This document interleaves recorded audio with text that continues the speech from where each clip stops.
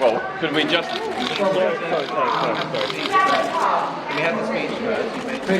What's happening in Aleppo is a modern-day Guernica. We haven't heard the leader of the Labour Party speak out enough to demand UK airdrops to besieged civilians who are dying in their thousands. Hundreds of thousands of lives are at risk. We expect the leader of the Labour Party to speak out and demand a vote in Parliament on UK airdrops. We will leave in a minute. We will leave in a minute.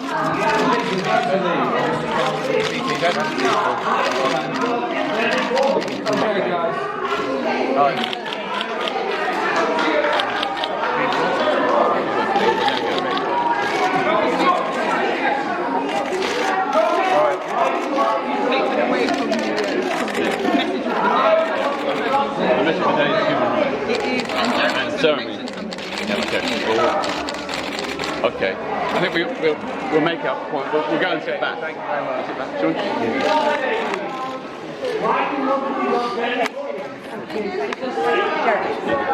We wish it was finished. Sorry. Thank you very much, and thank you for raising the issue. Just to be absolutely clear in response to the point that Peter made, Emily Thornberry, on our behalf, during Foreign Office questions and on many other occasions, has made it absolutely clear that we do think there should be aid given to people in Aleppo. We do think the bombing should end. We do think there should be a ceasefire. We do think there should be a political solution. We do think the war should end in Syria.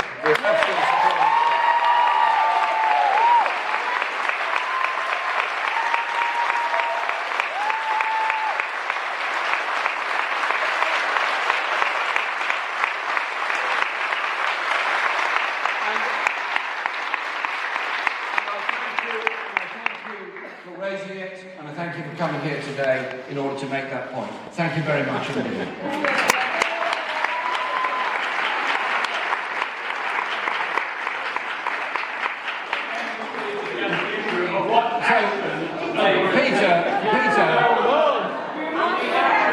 Hundreds of thousands of Syrians are on the verge of being massacred by Assad. We need to know what Labour's actions are, not just the words. You're a man of great actions. I've supported you for 30 years, I still support you, but you need to step up and demand action.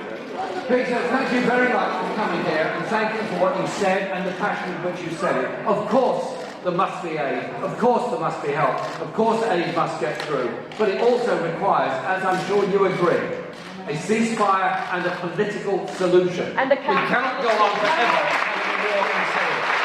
Any more than we can go on having a war in Yemen or anywhere else within the region, with which I'm sure you would completely agree with me.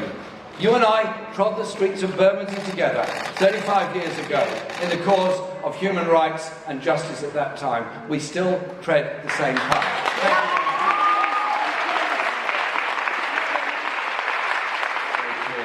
We condemn all bombing, including Russian bombing, and that we always have done, and we will continue to do so. We've also called for and supported a UN investigation into war crimes that may well have been committed in Syria. The UN Human Rights Council should investigate all of what's gone on there, and there has to be a resumption of the Geneva peace process and the talks there. There has to be an end to the bombing, a ceasefire, and aid given rapidly to the people of Aleppo and indeed other parts of Syria that are starving and suffering at the present time, as well as those being supported in the refugee camps. Those tens of thousands of people that are trying to survive in refugee camps in Turkey, in Greece, in other places, deserve our humanitarian support, deserve to be given a place of security and safety, but it's also our responsibility to bring about an end to the war and a peace process in Syria. It simply must happen. It cannot be like we just allow this war to carry on and all the horrors and injustice that go with it. And so we make that absolutely clear. On the other point about Boris Johnson, Boris Johnson is not somebody we spend a great deal of time agreeing with on most occasions, as you probably gathered. But It's interesting what he said and the way he said it and why he said it, and I agree with the way Emily has analysed it. Because if we are serious about bringing about peace in any conflict, be it Syria, be it Yemen, many other conflicts, then you have to ask, what are the driving forces and the motoring of those things? One of them is, of course, money. Another is often resources. Another is arms sales and the ready supply of weapons. ISIL didn't get their money from nowhere, didn't get their arms from nowhere, didn't get their support from nowhere. It came from somebody who has no doubt made a great deal of money out of it. 21 million people at risk in Yemen. It's a vast number.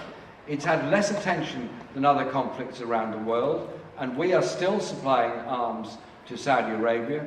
And indeed, this is my concern as to what the Prime Minister was doing in her meetings with the Saudi Arabian government, but also with the Bahrain government, where there has been the consistent and persistent imprisonment and denial of freedoms of democratic activists and human rights activists in Bahrain.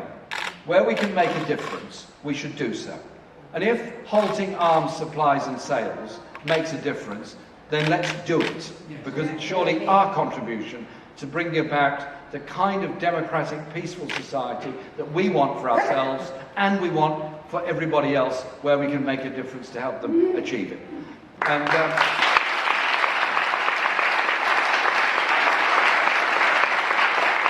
on your question on the by-election, I thank our candidates, Jim Clark in Sleaford and North Hykeham, and Christian Woolmer in Richmond, for the work they did and the campaigning they did.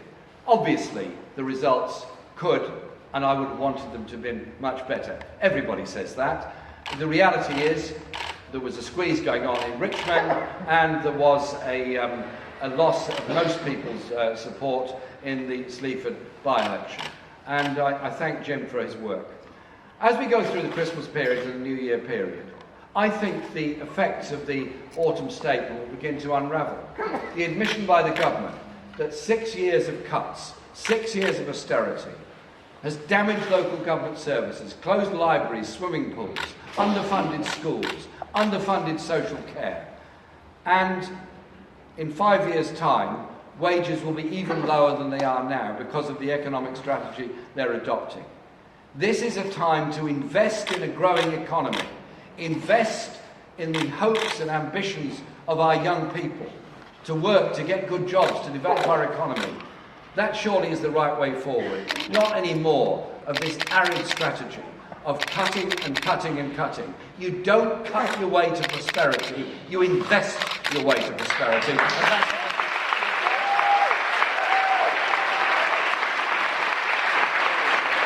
And that's different to me. It's the biggest human rights crisis of our age. No, it's not. Why aren't you here for Yemen then, if you're on 6%? We ain't I'm here for here Yemen for Jeremy as well. Corbyn. I'm here for Yemen. You going up? Absolutely. I'm here for everybody. Complete impunity.